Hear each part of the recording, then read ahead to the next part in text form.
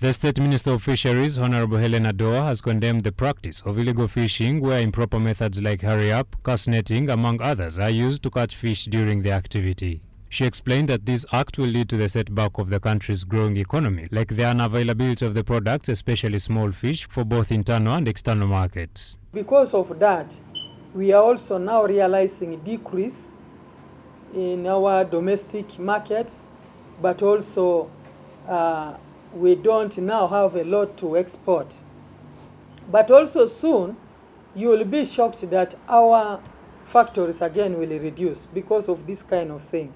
The Assistant Commissioner of Fisheries Enforcement, Daisy Oliel, highlighted that the earning from the small fish is not as much as expected, however explaining the benefits that come with protecting them. In fact, our overall earning for fisheries is about 160 million US dollars per annum. Of that, the Mukene fisheries, or the small pelagics, which is Mukene, Ragogi, and Musiri, they give us about 28 to 30 million US dollars. But as the minister emphasized, this fish employs a lot of people, but also in terms of nutrition, it is very highly nutritious fish. Honorable Helen states that 70% of the annual fishery is comprised of small fish such as mukene, silverfish, and other immature fish. Additionally, these small fish contribute to the employment of 60% of the fishing communities. She mentioned that the detestation of the vice is not only for the betterment of the country's economy, but also to sustain the livelihoods of the fishing community. Sustainable exploitation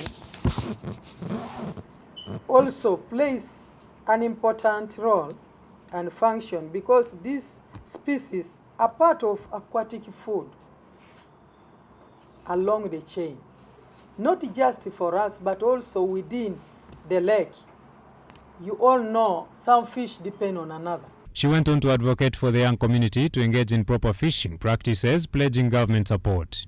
With these fishing communities, what they need is they need the life jackets, they need the fishing gears like nets, they need boats, they need the others. But also, when the government gets this kind of money, it will depend on the majority of youth that are around the lake.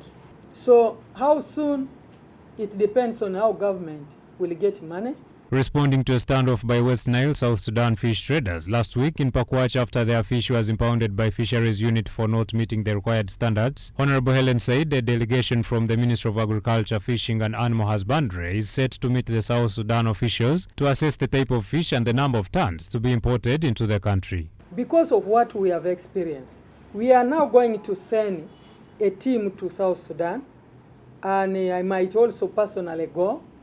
But also what is very important is to send our technical team to get to know what type of fish do they have. Because as I say, like John Black, even if you give them that fish 10 years, it will not grow. So when we discover this is what Sudan has got, we now get maybe a memorandum of understanding. However, she issued a caution to foreign individuals who encroach on the fishing boundaries of the nation and to Ugandan fishermen who do not comply with the regulations. She emphasized that both groups will be subject to penalties outlined in the country's laws. Me, I have always told the enforcers, warn someone, the first time, second time, third time, you can now follow the law.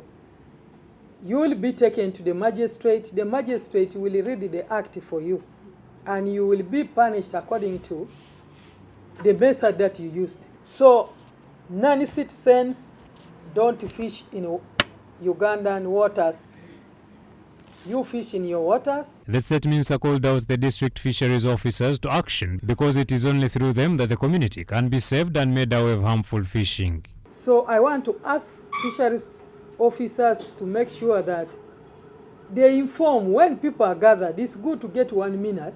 I am a district fisheries officer, and if you have challenges with the fishing, come to my office. This is my number, and it would help them. The State Minister for Fisheries emphasized that the enforcement team is not a block-up, but rather a security measure put around water bodies due to existing dangers. Hence, sensitization is the way to go. The army is not in the lake to deny people fish. The army is in the lake for majorly two reasons. The first reason why the army was put in the lake, we have already talked. There are so many bad elements in the lake.